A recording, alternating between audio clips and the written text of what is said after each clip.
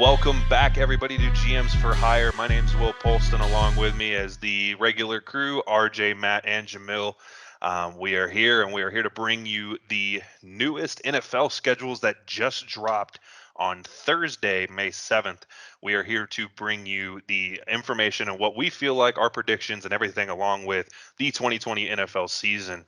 We're going to start by looking across the leagues. This is a big time for everybody. I mean, you all know what opponents you guys are going to be facing, your favorite teams are going to be facing earlier on, but now you're figuring out when your primetime games are, you're figuring out when games are, like when things matter, who you're playing when, and to see when those big divisional games are going to come on, who you're playing in your playoff push, who you're playing in those cold December months. So all the information's here now, and we have it all in front of us. So we're going to go over a little bit of that. We're going to start with just going through the first couple. We're going to go through a couple weeks at a time. We're going to bring up some key games in our opinions.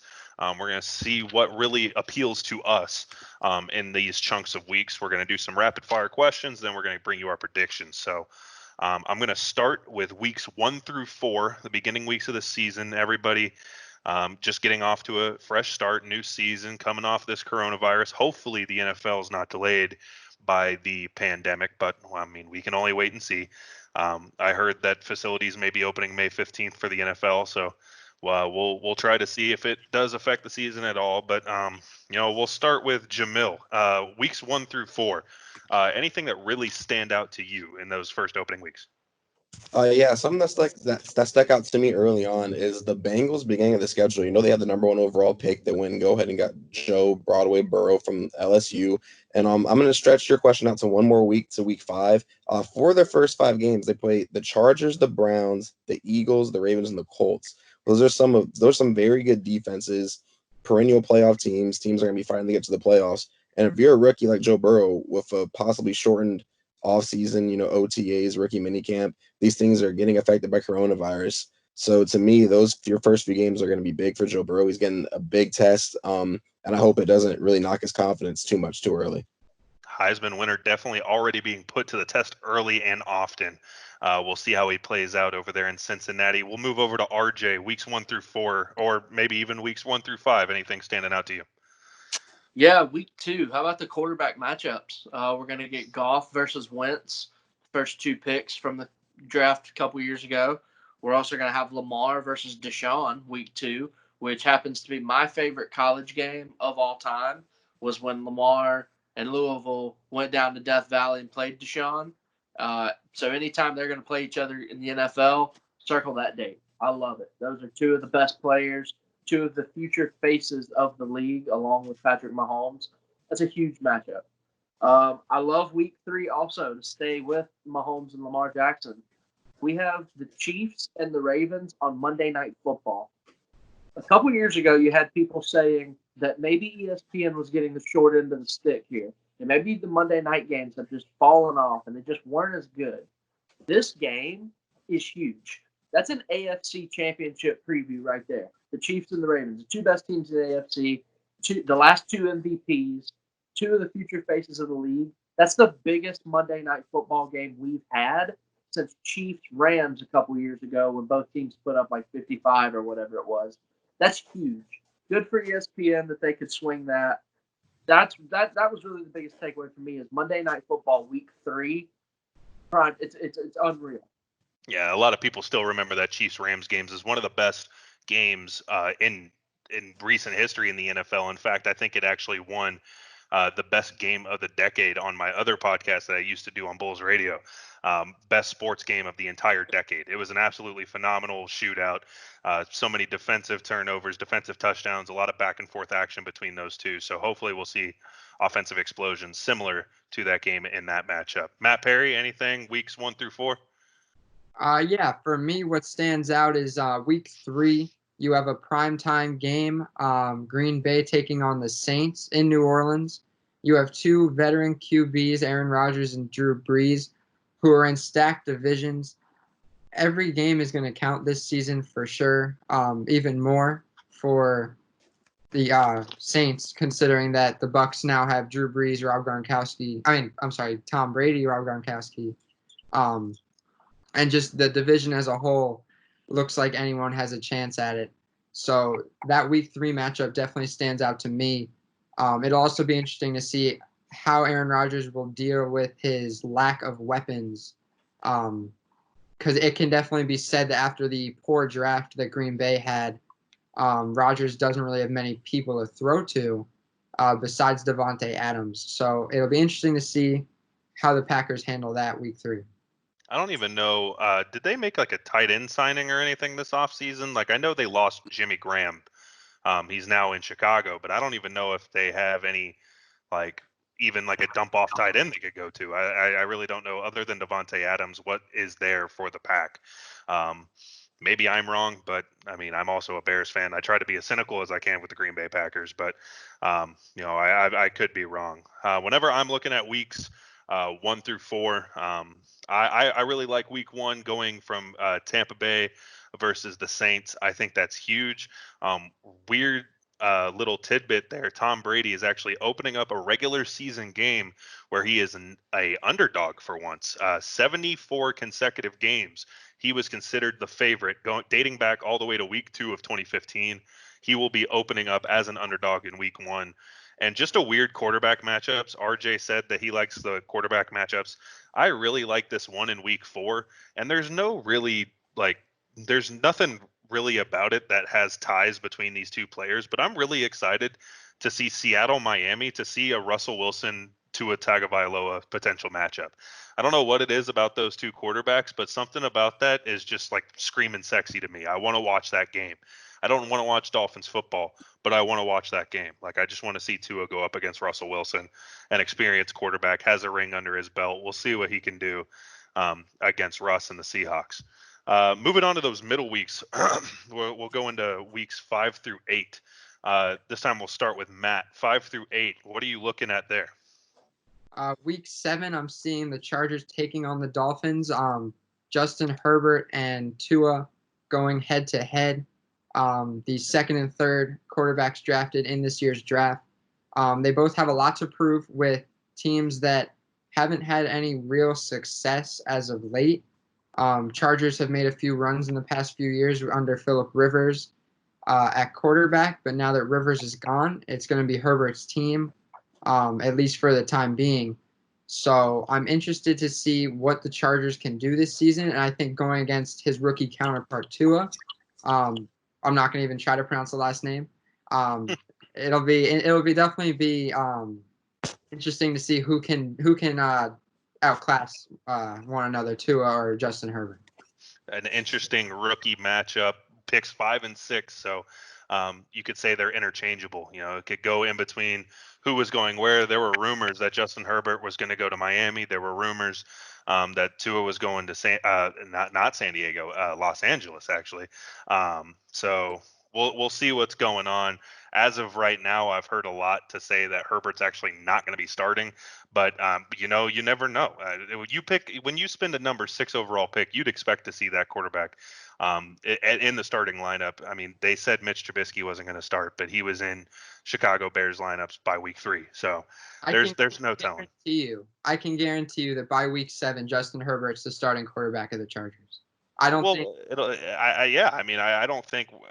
think where you could put a that and not see him go in. Like I think you can almost book that. I strongly believe that. I don't think who is it, Tyrod Taylor? I don't think Tyrod Taylor lasts as QB1 for the Chargers. I don't think so. Maybe Cam Newton. No. I'd like to see that for the Chargers. I think he'd fit well with them. But I'd like to see it for the Chargers, but man, it'd be really awkward to spend that 6 overall pick on Herbert and just to see Cam Newton come in and suit up. I mean, hey, you got to learn behind somebody, maybe. I mean, why not? Looking at those midweek games, anything standing out to you, Jamil? Yeah, things that stand out to me is the beginning of the Thursday night football slate. For a while now, we've said Thursday night football is a waste. You might as well get rid of it. But now we're starting to get some better matchups. This year, the first Thursday night game is Bucks at Bears. It's a great way to kick off Thursday. Tom Brady versus the hellacious Bears defense. And then right after that, we have the Chiefs at the Bills, the defending Super Bowl champions, against the Buffalo Bills, who are looking to take over the AFC East Division. So I think that's another good matchup. After that, they have Giants, Eagles, a good divisional matchup. So Thursday night football is really coming along this year. I think it's going to be really exciting for some fans to actually have good football on Thursdays, not just fantasy implications on the line. Really hoping these aren't color rush games again. Like that whole Thursday, like Thursday night, you can see some of the worst jerseys in the world, like those yellow mustard Rams ones. Horrible. I remember Jets Bills was a matchup, and it was like the worst thing It for was anybody red on who's that green. It was red. Christmas. Yeah, it was the worst thing for anybody who's colorblind. It's really. I think Matt's colorblind. Aren't you red green colorblind? Yeah. Yeah, so it's just watching like a big freaking gray mush face each other. Not to be sensitive to the colorblind or nothing like that. But hey, live your dream. I can So see colors. yeah, so yeah, okay. So could Stevie Wonder. Come on, man. Anyway, moving. Whatever. RJ, anything 5 through 8. Well, I would like to point out that you completely whiffed on the worst color rush that there ever was, and that's that nasty gold, whatever you call it, that the Jacksonville Jaguars wore. That was garbage. That was With terrible. the gold helmet, the black and gold helmet. It was trash. It was so bad. I like that Jamel mentioned Pat's Bills week 8, how the Bills are looking to take over the AFC East. That's a big game for me in week 8 because the Patriots have had a stranglehold on the AFC East for the last 20 years now.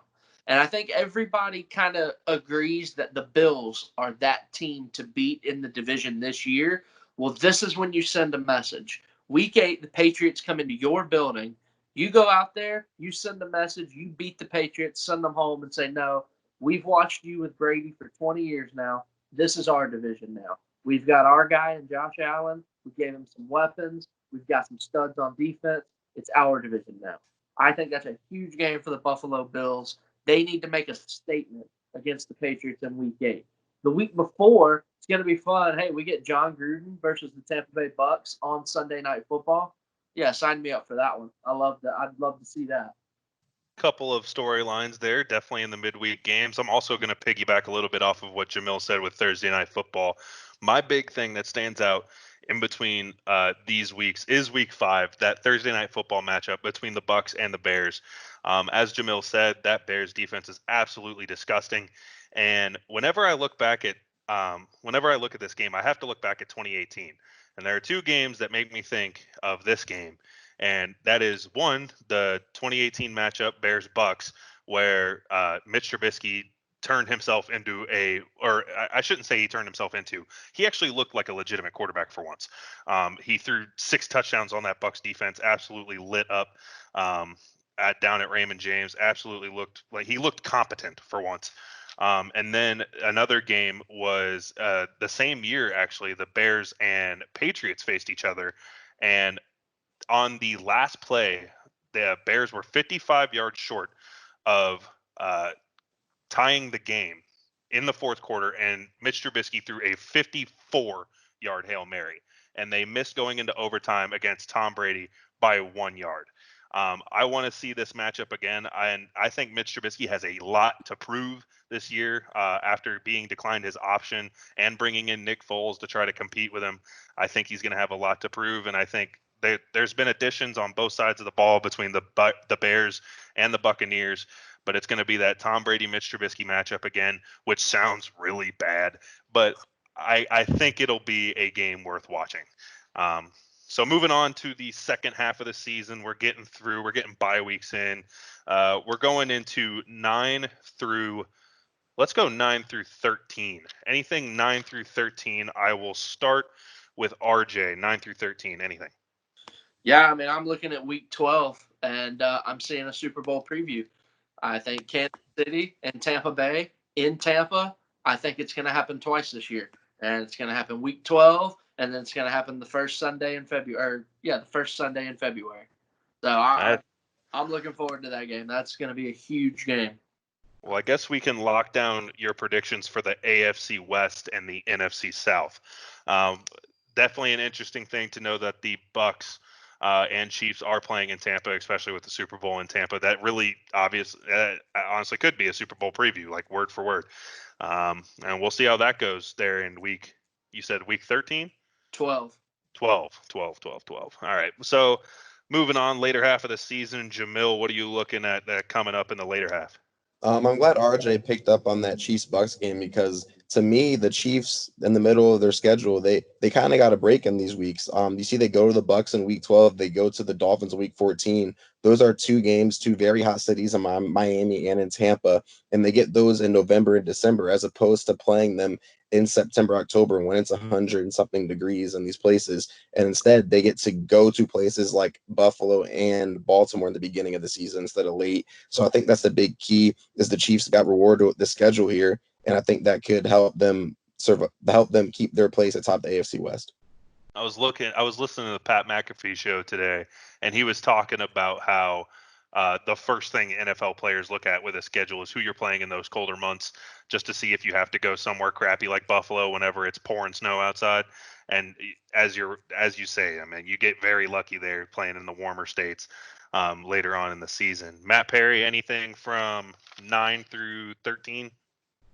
Yeah, week 9, I see a little potential revenge game for the Packers. You have the Packers heading to San Francisco to take on the 49ers. And most recently in last year's playoffs, the 49ers eliminated the Packers en route to the Super Bowl.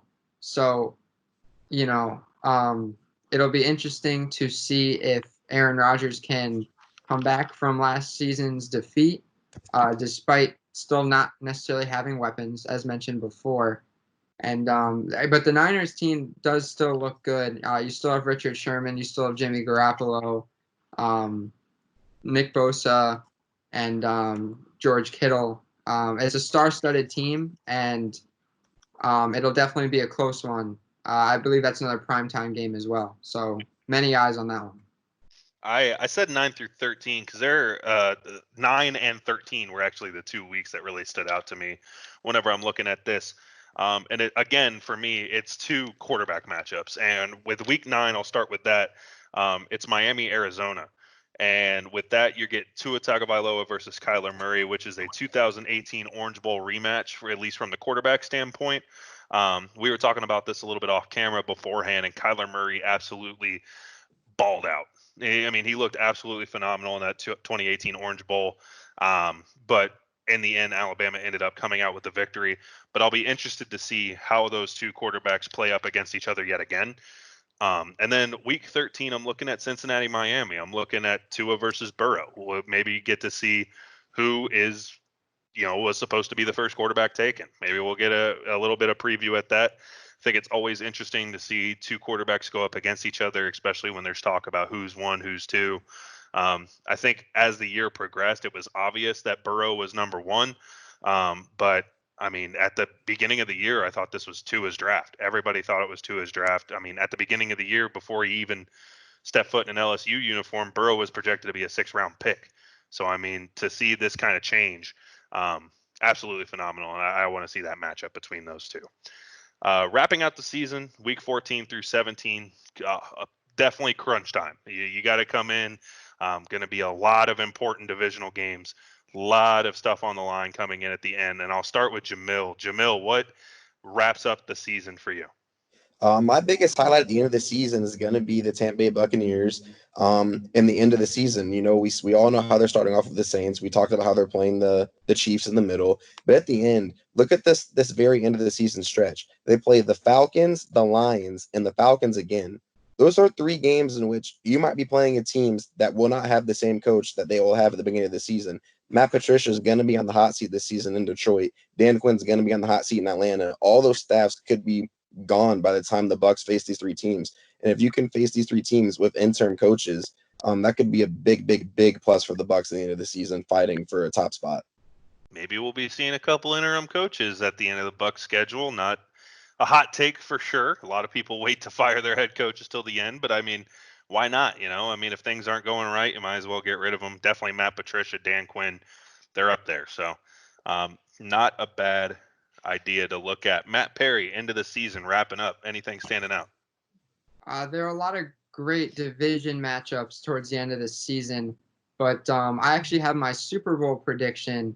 They're facing off in week 15, that being the Chiefs and the Saints. I think this is finally the year that the Saints can get past their shortcomings They've had trouble with the Vikings several times in the past few years, and haven't been able to make it far enough in the playoffs to really be considered a true Super Bowl threat. But I think this is the year they finally do it.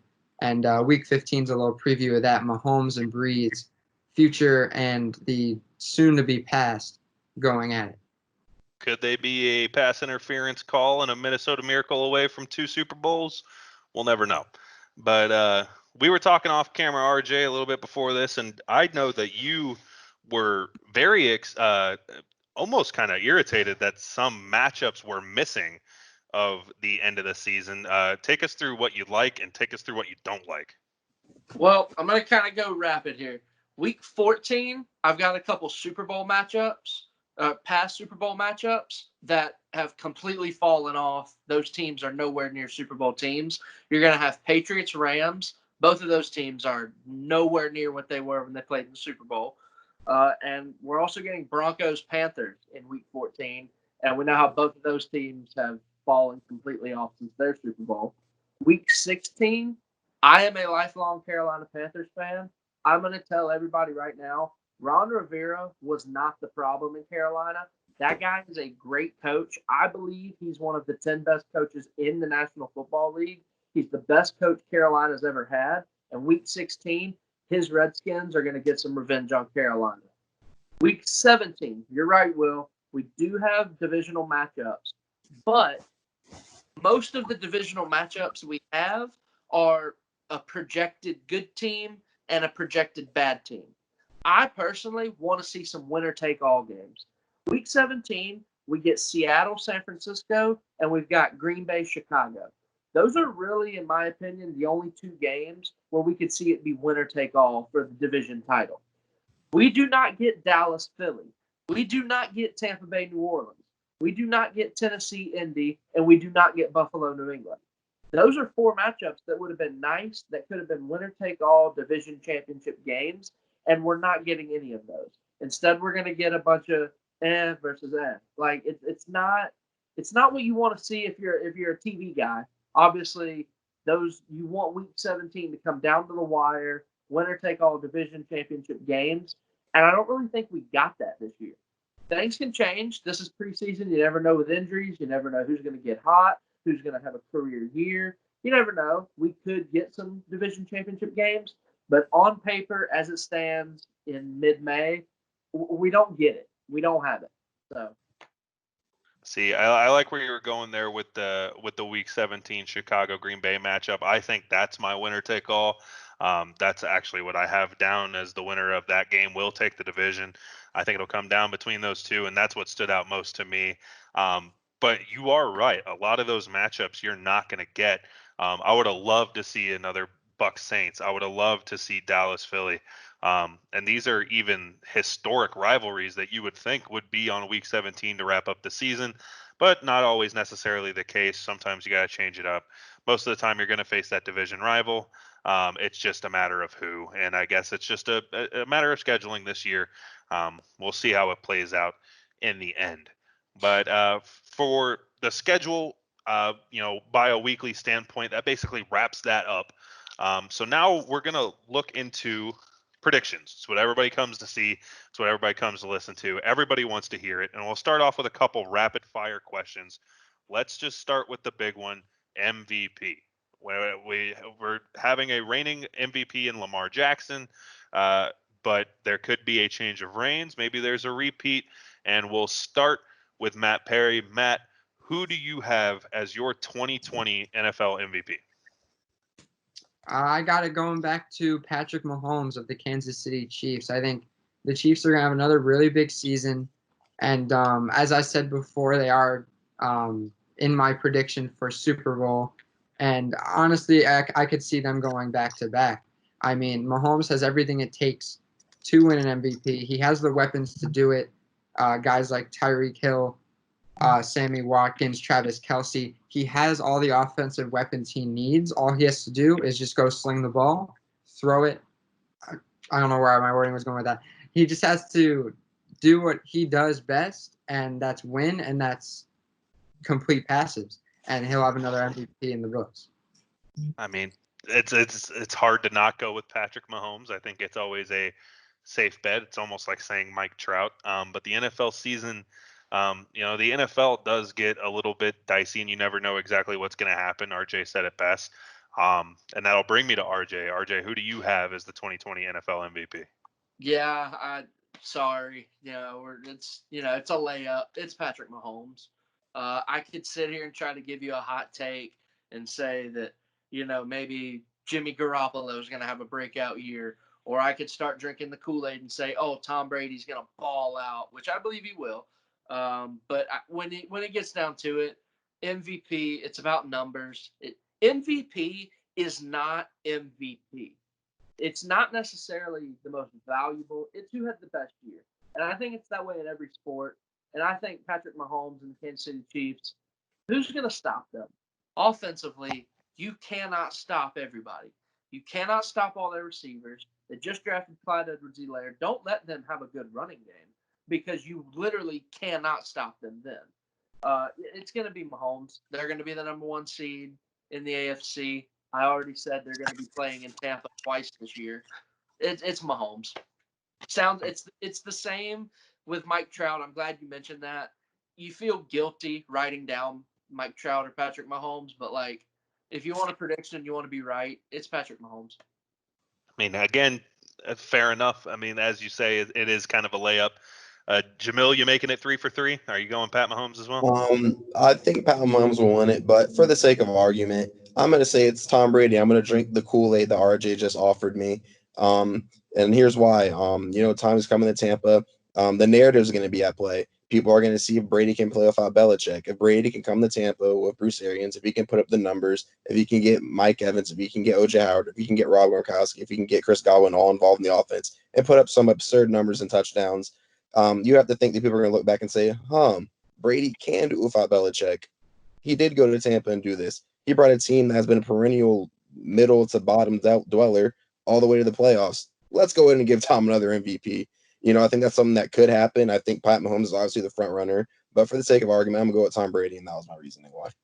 I think it's going to be a heavy Tom Brady kind of season because everybody has always wondered what he could do without Bill Belichick. And I think I think as Jamil mentioned, a lot of analysts, a lot of writers, everything's going to be focused a lot on Tom Brady being away from the hoodied monster on the sideline. But can we just give a damn MVP to Drew Brees already? I just want to sign up the man. The man's been doing everything he can.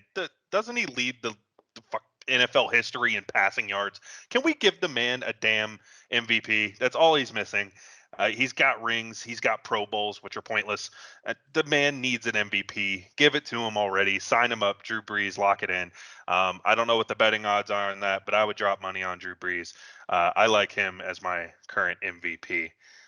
So staying on a positive note, we're going to take a look at players who were around the middle of the road last year. And we're going to look at who has the potential to take the biggest leap from the 2019 season to the 2020 season. Jamil, I'm going to go back to you and start with you. Biggest leap into your 2020 season.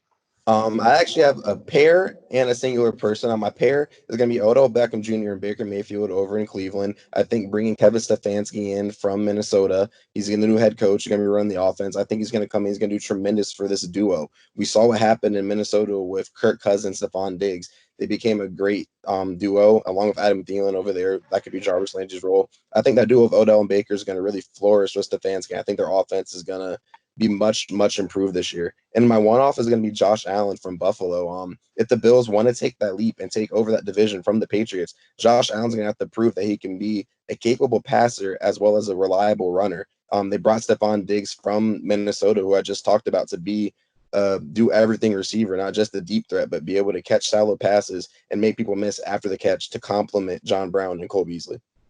I like those picks. I love Josh Allen. I've been a Josh Allen writer since he's joined the NFL. I don't know what it is about, guys who can move a little bit and have a, gunslinger kind of arm, but I'm all for it. And Josh Allen definitely fits the prototype. RJ, going to you, biggest leap for the 2020 season. So this guy, I feel like he's kind of flown under the radar, and he had a lot of hype coming out of college. in my opinion, watching him in college, this guy's a future All-Pro, future stud, future whatever. Give him all the accolades. I really, really like Roquan Smith. And I know Chicago already has a good defense, and they're led by Khalil Mack. They've got some studs back there with Eddie Jackson. But I really think this year Roquan Smith takes over. I think he's a candidate to win Defensive Player of the Year. I think the guy is the true leader on the Bears defense that they haven't had since Brian Urlacher. I think he takes a huge step. He might get some All-Pro votes. I don't know. I think he's going to have a huge year. I mean, that's big praise for Roquan. And me being a Bears fan, I'm a little flattered. I'm a little blushed out. And I really like the addition of Robert Quinn, bringing him in to replace Leonard Floyd, and Robert Quinn and Khalil Mack going side to side. You have to think that somebody's coming up the middle because they're going to put everybody they can on those ends to try to stop it. And Roquan Smith blitzing right up the middle. I mean, there's not many middle linebackers who can do it as quick and as good as he can. So I like that pick. I really do. I think I really do like Roquan Smith, and I'm flattered to hear somebody say a Bears name. So we'll go to Matt Perry. Matt Perry, who do you have biggest leap 2020? Biggest leap 2020, I have Michael Gallup of the Dallas Cowboys. We really saw him come into his own last season, having his best year to date. And yes, they did get CeeDee Lamb in the draft, who will take away a good amount of his receptions potentially. But I think Gallup has the potential to be the top receiver for Dak Prescott and can help Dak Prescott become even better himself, because we all know he has quite a bit to prove as a starting quarterback of the Dallas Cowboys. He wants his $40 million. How's he going to earn it? Throwing passes to Michael Gallup for sure. I think Gallup has a big year and can become a top 5 wide receiver in the NFL. I like Michael Gallup. Michael Gallup, as you mentioned, was coming in to his own quite a bit, and with the addition of CeeDee Lamb, I'm sure a lot of people are going to put DBs on Lamb and Cooper. You got to throw to somebody. Could see Gallup kind of finding his way open a little bit more. My biggest leap personally, and this may be a little bit weird to hear for some people, I have a pair as well, similar to Jamil. I have Drew Lock. And I may be a little bit biased because I just watched a video earlier this morning on watching him go through his progressions and watching him. It was basically a video to prove why Drew Lock's a franchise quarterback. And I honestly, after watching the video, am all bought in because I watched the guy go through his progressions. I watched that he's the safer quarterback. He's not exactly playing home run football, basically. He's not always going for the big play. He knows that, he needs to do his checkdowns. He needs to go for that big play after the defense has been opened up a little bit. I really liked watching his progressions from when he first stepped onto the field for Denver all the way to week 17. And I loved watching him play. And now he's got the addition of Jerry Jeudy. They also drafted another wide receiver, if I'm not mistaken. I can't think of who it is off the top of my head. But it's a nice receiving core out there for Denver. They also have Melvin Gordon now to kind of open up the run game along with Phillip Lindsay. It's a nice two-headed running attack. I think the Denver Broncos will have a chance to add a lot of wins to their record this year, and I think Drew Lock's going to be a part of it. The next one I have is David Johnson, running back now for the Houston Texans. I think now that he's out of Arizona, he has a more established quarterback in Deshaun Watson as opposed to Kyler Murray. Kyler Murray, yes, is a decent quarterback at the NFL level, but Deshaun Watson is a little bit more proven. I think they're going to have to spread out the ball a little bit. And with Deshaun, you always have to watch if he's going to run or not. And I think with the options that the Texans have, I could see David Johnson kind of opening up the run game a little bit and maybe finding some gaps. He's going to have to get past that O-line. But I see David Johnson doing quite a bit better than he did last season because he didn't play too much. But nonetheless, those are my 2 big leaps. But now on the opposite side of things, what goes up must come down. Going into the 2020 season, there's a lot of players that people are riding high on from 2019 just because of outstanding breakout years. Maybe rookies busting onto the scene doing absolutely phenomenal, and now everybody's going to think, this can't be sustainable. Let's start with Matt. 2020 biggest fall. Who's going to take the biggest hit to their statistics? Who's not going to perform like they did last season? Unfortunately, it's sad to say, but I do have to say Aaron Rodgers of the Green Bay Packers. They had a terrible draft. No offensive weapons drafted. And, he's a great player, one of the greatest quarterbacks of all time. But he's not Superman. He's not going to be able to put the team on his back how he could maybe a couple of years ago, especially with the lack of weapons they have now. As you mentioned earlier, they lost Jimmy Graham, who didn't really put up big numbers anyway. You have Devontae Adams, and you have a decent running back, and I believe Aaron Jones or something like that, right? Yeah.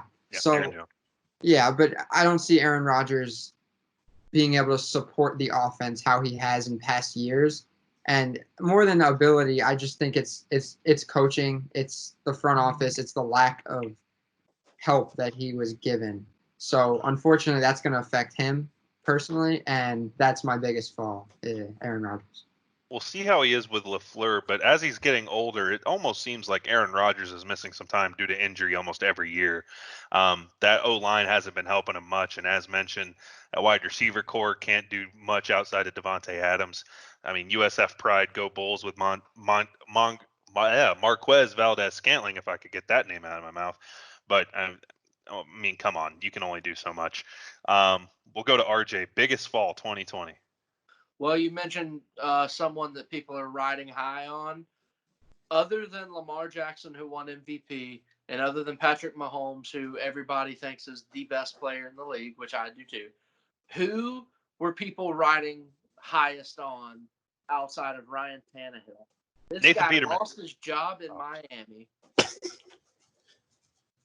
Sorry. Peterman for 500. I said Nathan Peterman, but yeah. You can edit that out. People were riding so high on Ryan Tannehill. The Tennessee Titans obviously are riding really high on him. They just gave him a huge contract extension. This is a guy that lost his job in Miami, guy ran out of town. And I understand Miami, it wasn't necessarily the best place. I know they went through some coaching changes, and they've had some trouble really building a franchise from the ground up. But Ryan Tannehill, this isn't a guy that's put the team on your back and take him to the playoffs guy. He handed the ball off to Derrick Henry, and that's who got him to the playoffs. That's who got him, just a few plays away from going to the Super Bowl. Ryan Tannehill, I hate to sit here and kill the guy, but did he deserve a huge contract like that? Probably not. Everyone's riding high on him. They think he's the guy. I don't think he's the guy. And I think he's going to come back down to earth, and it's a shame for Tennessee, but yeah, I don't think that's the guy. Every time I see a quarterback get a fat contract after a playoff win, I immediately think of Brock Osweiler, and I want to vomit in my mouth. But that's just me. Jamil, we'll go to you. Biggest fall in 2020 from the 2019 season. My biggest fall actually correlates to one of your biggest leaps. You are all over David Johnson, and I think my farthest fall is going to be his quarterback, Deshaun Watson. And let me preface this by saying I don't think it's Deshaun Watson that's going to take the fall necessarily. I think he's just going to be a part of the fall the Texans are going to take because of their head coach, Bill O'Brien, and his offseason moves. I still don't understand the trade to get David Johnson for DeAndre Hopkins. I really didn't understand that, didn't fathom it, still don't fathom it now, especially for what they got back in return.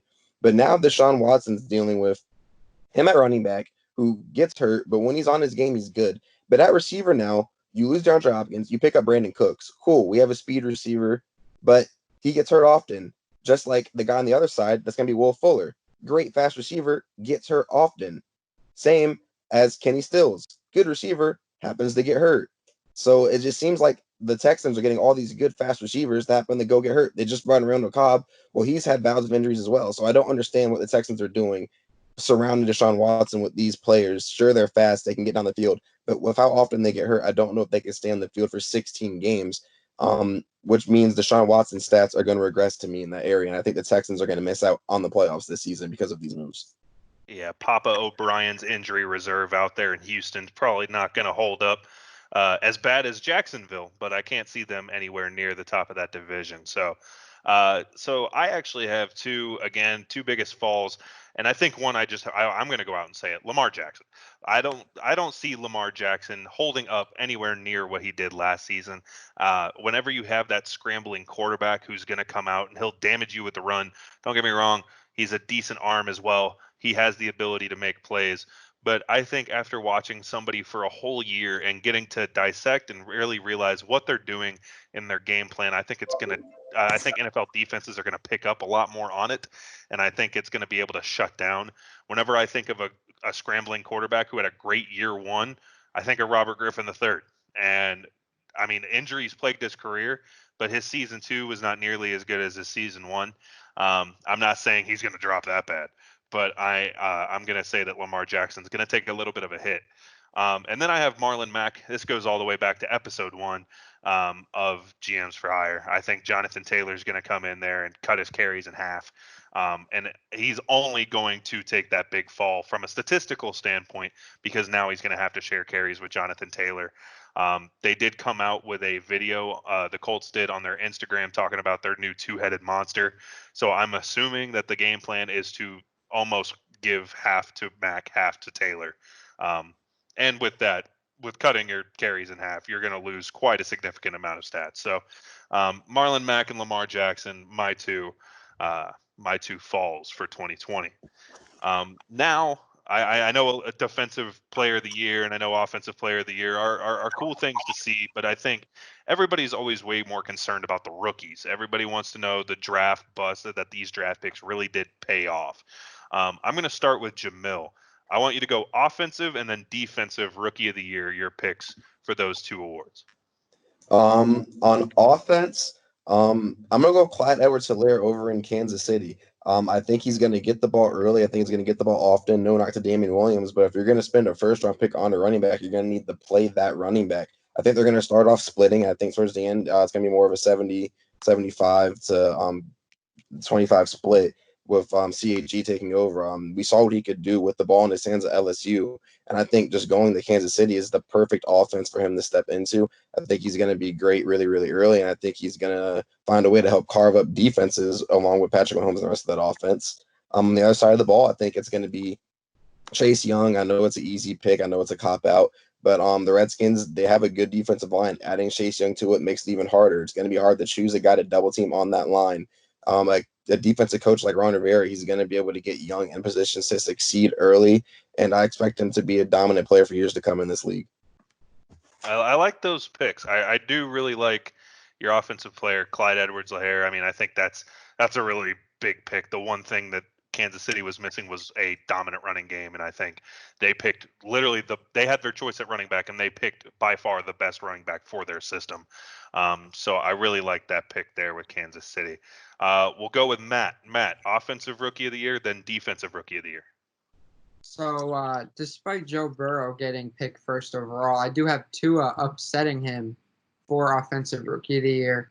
I think the Dolphins are slowly but surely putting something together down south, and I think Tua has just enough to put up good numbers and steal the rookie of the year spot from Joe Burrow.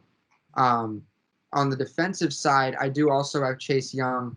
I mean, we saw how dominant he was at Ohio State, and I do think that he will lead the Redskins defense, which has been weak in past seasons.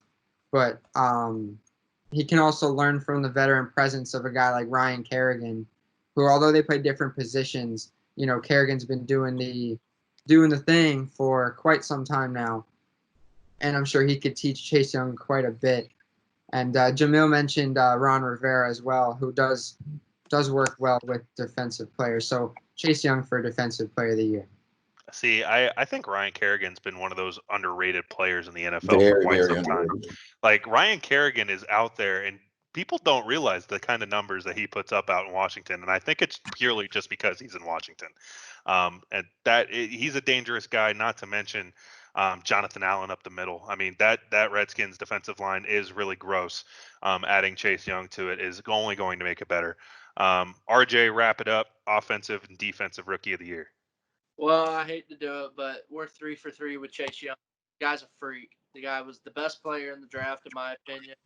I'm glad you guys brought up how good Washington's defensive line is. I think that unit, especially bringing in Ron Rivera, I think Washington's defensive line, watch out.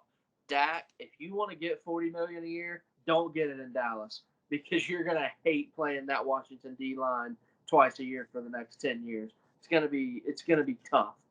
Offensive Rookie of the Year, well, you are all in on your boy Drew Lock. Who's Drew Lock going to be throwing to? He's going to be Jerry throwing Jeudy. to Jeudy a lot. I'm going Jerry Jeudy, offensive rookie. I think the guy's going to put up big numbers. I really like CeeDee Lamb. I actually think CeeDee Lamb was the best receiver in this draft, but I just think Drew Lock out there slinging that thin air, and they're going to be playing catch up because they got to play the Chiefs twice. Yeah, I really like the Jerry Jeudy pick. Not a bad pick. I mean, definitely, I do like Jerry Jeudy. He'll probably be the number one out there in Denver. You have to imagine. With me, I'm going right back to who RJ just claimed to be the best wide receiver in the draft class. I like CeeDee Lamb. I really do like CeeDee Lamb in the Dallas system. I think if it's going to be Dak Prescott, if it's going to be Andy Dalton, whoever the hell is going to be throwing the football for Dallas, I think having CeeDee Lamb is huge. And I knew that I had the Cowboys taking a receiver since day one, since it came out, because other than Amari Cooper, especially with trying to get Dak to sign this deal, I figured they want to go with an offensive weapon to really appeal to Dak to try to bring him back in. And CeeDee Lamb, it somehow fell into the graces of Jerry Jones. And of course, he's going to have a 10-foot smile on his face when he's on his $12 billion yacht and gets to see that CeeDee Lamb can be a Dallas Cowboy. I really like that pick by the Dallas Cowboys. I think he's going to flourish there with Amari Cooper. I think he can learn a lot from Amari, and I think that it's going to take a lot of pressure off of Amari and open up a lot of lanes for CeeDee Lamb. I'm going to be the black sheep and go with somebody else for defensive player of the year or defensive rookie of the year. I'm going to say Kenneth Murray and for the Chargers. And I really like Kenneth Murray. I think Kenneth Murray is one of the I think he's one of the studs at linebacker here in this draft. I honestly had it between Patrick Queen and Kenneth Murray. I really liked both of them as linebackers, and I think they're going to be sitting there in the middle running defenses. They're going to be comparing, they're going to be running the defenses on their sides. They're going to be racking up lots of tackles. And in that division with the AFC West that the Chargers are in, you're going to have the Chiefs, the Raiders, and the Broncos. And that's going to be a lot of passing. And I think it opens up a lot of opportunities for interceptions. Kenneth Murray, also a hard-hitting linebacker, a lot of chance for fumbles. I really like Kenneth Murray on the Chargers. I was shocked to see him go to the Chargers. I thought he was going to go to the Saints, but nonetheless, I still like him out there in Los Angeles. I'm going to go with Kenneth Murray just to be different, for the sake of being different. But for those are predictions when it comes to individual awards. Let's look at the playoff push. That's what everybody's worried about with the schedule, because everybody's going to know, you already know who your teams are playing. But like I said earlier, you get to find out when and how you're playing, like when you're going to play them, how momentum's going to affect everything in the schedule. And what we're looking at here, we're going to start with the NFC. We'll go with the NFC, and everybody will give our division winners. And let's start with Matt Perry. We'll start with the NFC. Who do you have winning those 4 divisions? And then give us your 3 wildcard teams, as this is the first year with 3 wildcard positions. All right. So for the NFC North, I do have the Vikings winning a 3-team race, just beating out the Packers, who did not receive a wild card spot. They will miss the playoffs, kind of going with the Aaron Rodgers' biggest fall that I mentioned earlier. Going to the NFC South, a very tough division, especially now that the Bucs have made all the additions that they did. I do have the Saints, however, beating them out for the division win. Not by much. I do have the Bucs taking the wild card spot, though, and finishing second in that division. Moving to the NFC East, it's a 2-team race between the Cowboys and Eagles, but I think the Cowboys had a really good draft, and will finally get the best of the Eagles this season, taking the division. The Eagles, however, do receive the wild card spot, finishing in second. And then the NFC West, honestly, it could be a 4-team race this year. Each team has made some good improvements and bettered themselves. But I do have the Seattle Seahawks finishing on top in the West, with the San Francisco 49ers getting that wild card spot. Not bad, not bad. I actually missed who did you say for the East? The Dallas Cowboys, and then the Okay. Eagles will receive a wild card spot. Okay, I don't know what happened to me, but I like blacked out in the middle of that. I don't know what the hell happened. We'll go to RJ. RJ, who do you have in the NFC taking divisions and wild cards? Well, my 4 division champions are going to be the Seattle Seahawks. I think they have the best quarterback in that division by far. I like the Minnesota Vikings. I like that pick. I think their roster's stacked. I like the Philadelphia Eagles. I don't believe in Dak Prescott.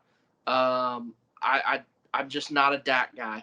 But Carson Wentz has to stay healthy because I'm not a Carson Wentz guy either. I just think their roster is a little better than Dallas's roster. And I actually think Tampa Bay is going to win the division. I think they were close last year, and I think bringing in Tom Brady, a guy that doesn't throw a lot of interceptions, we're going to be in every game. But my 3 wild cards are going to be the 49ers, the Saints, and the Chicago Bears. That defense is going to slap like it has the last couple years. I mentioned earlier Roquan gets some all-pro votes. My boy Mitch Trubisky from UNC Tar Heels, he's going to have a bounce-back year. He's going to make Nick Foles sit on the bench and ride some pine. Bears make the playoffs. Nothing like paying a man about $20 million a year just to ride the pine. God, I hope it happens just to see Mitch Trubisky actually be worth a second-round pick or a second overall pick. But we all know it's not going to happen. He's still the bust in front of Pat Mahomes. So, regardless, moving on to Jamil, division winners and wild cards. NFC South. I've been teetering between Bucks and Saints all day. We'll teeter all month, all year. But right now, I have the Bucks barely eking out with a tiebreaker. In the North, I have the Vikings. I think they're just a better team than the Packers. They had some nice additions, even though they lost their offensive coordinator. They'll be fine. In the West, I have the Niners over the Seahawks. The Seahawks do have the better quarterback, but the Niners, to me, by far have the best roster in that division. And in the East, I have the Eagles over the Cowboys. Last year, the Eagles won with literally no one at receiver. They added 3 to 4 receivers in the offseason. I think they're still better than the Cowboys will take the division.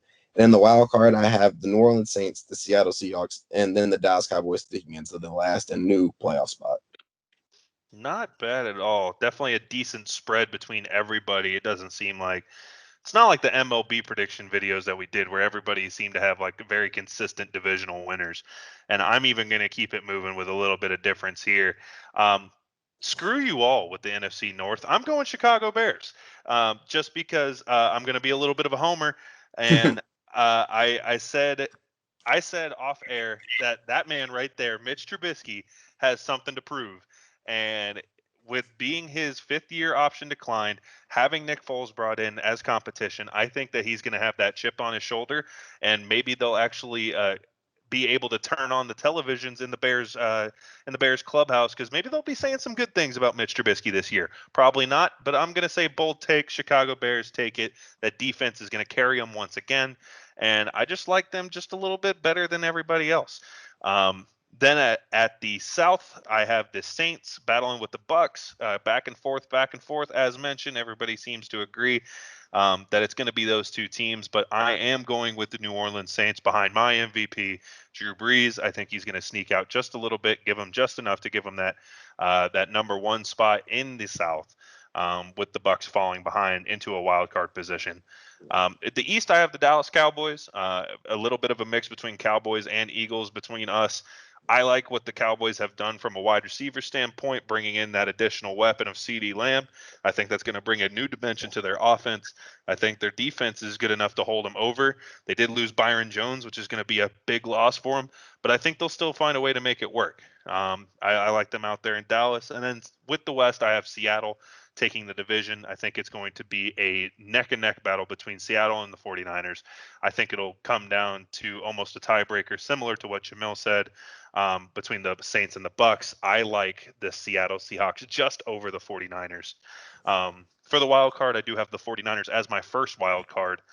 followed by the Bucks, as mentioned earlier, and then I have the Minnesota Vikings sliding in to that 3 spot on the wild card spot. All 3 of you were very high on the Vikings. I like the Vikings myself. I don't think the Packers can do it. I don't think they can have the offense to hold themselves high enough for a division or for a wild card spot. And since they finished first in the division last year, they're going to have to face all the first place teams in the NFC. I don't like their schedule. I like Vikings schedule just a little bit more. I can see Minnesota going, just sneaking into that 3rd wild card spot. Moving on to the AFC, where we'll do it with Jamil. Jamil, AFC predictions, divisional and wild card. In the South, I'm going to have the Colts taking the division. I think we're going to see more 2018 Phillip Rivers and 2019 Phillip Rivers with the offensive line and the run game. In the North and in the West, I have the Ravens and Chiefs taking on their divisions, but I think their win totals are going to come down due to improvement within their divisions. And in the East, I have the Bills finally overtaking the Patriots. We'll see what Stidham can do for the Patriots, but I think the Bills are going to have enough to finally have a new division winner over there in the East. And the wild cards, I have the Pittsburgh Steelers with Big Ben back and the defense they had last year. I think their offense will actually be able to score on their own this year, and they'll crack into the wild card. Followed by the Cleveland Browns, which will see our first division with 3 playoff teams. I think the Browns are going to be much improved with Kevin Stefanski coming over from the Vikings. And the last spot, I think, will be the Chargers due to Tyrod Taylor being the complete opposite of Phillip Rivers. He's not going to turn the ball over like he did. He's more athletic than Phillip Rivers. And with the defense with Derwin James back, I think they're going to be making plays again. Nice divisional winners. I think a lot of those are going to be probably pretty consistent, at least with 2 of those yet again. I'm going to move over to RJ, divisional winners, wild cards. Yeah, Kansas City and Baltimore. Go ahead and write them. They're locked in. I do think Buffalo wins the East. First time in, 20 years they've had a different champ. That's awesome. And I do think the Colts are going to win that division. I really like what you said about Phillip Rivers. I don't think Phillip Rivers is near as bad as we saw last year. I think everything just kind of fell apart around him. He happened to be a casualty from it. I don't dislike Phillip Rivers. I think you put him in Indy with that offensive line, with that running game. I would like to see them have another weapon outside of Ty. I don't love their receivers. I think the Colts win that division. And my 3 wild cards are going to be the Browns, the Broncos, and the Steelers. The Steelers went 8-8 last year with Duck Hodges and Mason Rudolph at quarterback. You bring in Ben Roethlisberger, a future Hall of Famer, they got to do better than that, right?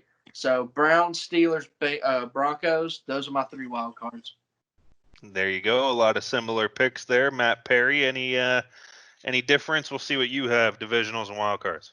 Well, I just want to say I'm shocked that RJ referred to Ben Roethlisberger as a future Hall of Famer. I'd have to disagree with that. But Whoa. How Really? Whoa. I just Flag in the play. Flag in the play. I don't see it. That's for a different time. That's for a He different. has 2 rings. That's for a different time. It's not all about that. The AFC. We're gonna come back to that. No, you're not gonna get off of it. Yeah, you might be suspended. We can make that a whole separate episode. But the AFC East. This is around the horn. I'd mute your mic, but Yeah. Dock him some points. Put him in the negative. You gotta look at who is around him. But the AFC East, I do have the Bills finally overtaking the Patriots and claiming the division as their own. Although I do have the Patriots sneaking in as a wild card, so they're still making the playoffs. As RJ mentioned, you can lock in Ravens and Chiefs as division champs for the North and the West. That's a given. The South, though, I will disagree with the Colts winning the division. I will go with the Titans. I think that they showed a lot of potential last season, especially making it as far as they did. I think Derrick Henry is going to have the best season of his career. He's going to definitely take over that offense, even though they do have some passing weapons. I think Tannehill will be just fine in 2020. I don't see him faltering much at all. He's in a much better system than he was in Miami. But other wild cards, I do have the Cleveland Browns finally getting it together and getting into the playoffs. Hopefully Myles Garrett will not get suspended this season, and having him for potentially a full 16 games can definitely change the defense for the better. And then I do have the Chargers getting the third wild card spot. And I think Tyrod Taylor, if he does start the season, he's going to start off slow. I put money on it earlier. Justin Herbert's going to come in. He's going to turn the team around, and he's just going to get him in that spot they need to be in to claim that third wild card. Matt Perry, before I even mention anything about your picks, you are the only person who has had a hot take that has stopped all like a live show. That And wasn't even a hot take. Please you've stop done it. acknowledging it. You've done it with Big Ben not being a Hall of Famer Please stop and acknowledging Cincinnati it, Reds please. winning Please, the you're division. giving me a headache. I guess I'll move on before He's Jamil always cries a had- little bit. He's always had weapons, and you know. He's top 10 in yards and touchdowns all time, and he has 2 rings. The argument's done there. I don't know. If he gets in, it's going to take a couple of years. What? Peyton Manning had a ton of weapons. Tom Brady had a ton of weapons. Drew Brees always has weapons. Aaron Rodgers at the beginning of his career always had If you were weapons. on set, I would have walked off like Stephen A. Smith. Roethlisberger having weapons. You're I'm an about to do it. embarrassment. I'm about to go to You're sleep. an embarrassment. I'm really about to go. This is embarrassing. What are you doing? You need to hold on. You need to know football. You need to know football. You just stop right there. Stop right there. Stop right there. This is blasphemy. This is blasphemous. You should be banned from the city of Pittsburgh. You cannot wear black and yellow ever again. Shannon Sharp would say, "Come on, Matt. Come on, man. Come on. Come on. Come on. What are you doing?" I don't Harry. Even Scooby Doo's raising his fucking nose on that one. You know, you know what the hell's going on. But I'm gonna go into my division winners before we start a holy war over Big Ben. I'm gonna go with. Hey, speaking of Big Ben, future Hall of Famer, I have him winning the North. This is back-to-back times that everybody picked somebody for the NFC or for the North Division, and I said screw you all and pick somebody else. I'm doing it again. Pittsburgh Steelers. I'm going to go with them as mentioned by RJ, and I want to say Jamil. They went 8-8 with Duck Hodges, a guy who's named after a duck. I mean, the guy, and yes, his name's Delvin or Devlin. I don't care what his name is. Whatever the guy's name is, freaking Hedge or what, who cares? Big Ben's going to be back. Hedges, I don't give a shit. Big Ben's back. And the future Hall of Famer quarterback, Big Ben, is back. He's going to be leading that Steelers offense. I think if they can go 8-8 with a third-string quarterback, I think they can do mighty fine with a first-string quarterback. We'll see if I'm right, but the only time will tell. The Chiefs are my lock. Not even going to explain it. Bills are a lock. Not even going to explain it. And then I'm going back to the Colts. That is a division that I guess could have a little bit of faltering with the Titans. I just like, as mentioned, Phillip Rivers. I love Phillip Rivers, the addition of it. I think that having that experience quarterback's going to help a lot. I think T.Y. Hilton's one of the most underrated and forgotten about people in football overall on either side of the ball. And I think it's just because he's the lone guy out there in Indianapolis. And I love him. I love the Colts. I love what they're going to do. That rushing attack's going to be gross. T.Y. Hilton's going to be good with Phillip Rivers. I like that team as a whole. So moving into my wild cards, I still have the Ravens making the playoffs at least. I still have them going in as the first wild card spot. Lamar Jackson's my biggest fall. I have to do it. The Los Angeles Chargers will slide into my 2. I like them. Great team. Did it last year. Why not again this year? And then I have not the Cleveland Browns, unlike the 3 of you. I have the Denver Broncos behind my big leap of Drew Lock. I have the Broncos just sliding in there at the final part of that wild card spot and taking on the NFL playoffs since the first time since Peyton Manning left. So we'll see how that goes. Are we right? Are we wrong? I mean, well, probably a mix of both. But if anything can be taken from this episode, it's definitely the fact that Matt Perry's wrong with the fact that Big Ben's going to not be a Hall of Famer. But we'll leave that to everybody else. For that, any other last points that anybody wants to make about the NFL season? Anything, any players you want to watch out for? Any teams? Any games we didn't necessarily mention? Anything at all? I'm just so shocked. I want to go on record and say I hope the Carolina Panthers go 1-15 so we can draft Trevor Lawrence. But I don't think you guys are going to be that bad. I definitely think you're going to win like 6 games. Yeah, I know, and it's annoying. It sucks that you can't be horrible and get Well, Trevor look at it Lawrence. like this: you live driving distance to Jacksonville, so you can see Trevor Lawrence if you want. Oh, I don't care about that. He wants to see his team win. He doesn't care who the quarterback is. If this isn't a Trevor Lawrence thing, he just doesn't want the Jags to do it. Feel free to reference episode 1 for all that. But yeah, anybody else? Matt, Jamil? Matt, you have anything blasphemous to say again? Any hot takes? What Because please, while I have Google out, is your MVP of the season like Chandler Cantanzaro? Like what the hell are you gonna say next? The 2009 Super Bowl is not won without James Harrison's touchdown and Santonio Holmes' touchdown. It wasn't a good throw.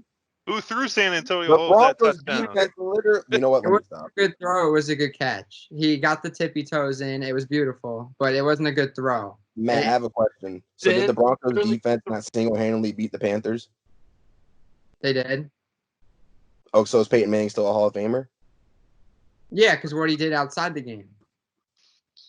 Okay. What do you do outside So the has game? nothing to do with him being one of the all-time best quarterbacks statistically? Say that again. You broke up. I said so it has nothing to do with him being one of the best quarterbacks all-time statistically. For Peyton Manning, yes. But Big Roethlisberger's in the top 10 of every stat. Big Ben sexually assaulted somebody. You're not wrong. I'm not condoning the man's off the field antics. I'm just saying on the field, that dude's a Hall of Famer. I mean, OJ's a Hall of Famer. Exactly. He may have killed a guy. We don't know. We don't know. Ray Lewis might have too. We don't know. Doesn't Do you fit. think OJ Simpson's very active on Twitter? You think we could get him on for an episode? Oh, Mr. God, Simpson, sir. It's worth a shot. Mr. OJ He Simpson. We have someone spewing nonsense, and we want you to get him in line. Listen, he lives in St. Pete. Let's just ride over there. Oh, now we're I'm talking. about it.